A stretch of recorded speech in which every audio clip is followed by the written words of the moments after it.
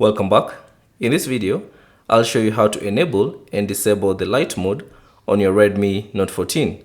So I'm using the Redmi Note 14 Pro Plus, but the same steps should apply for the other Redmi Note 14 phones.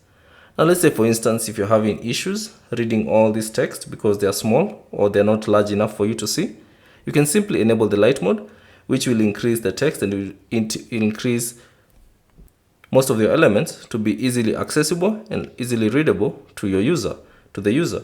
So to enable this feature, all you have to do is open settings, and then within the settings, scroll down and select the home screen, and then tap on the home screen again.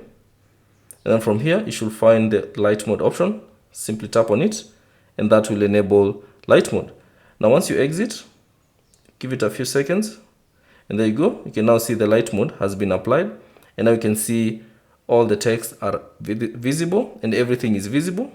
And if you'd like to exit this light mode, all you have to do is simply go back to the settings.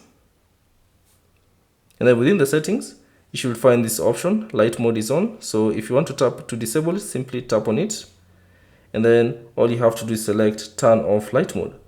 So tap on that.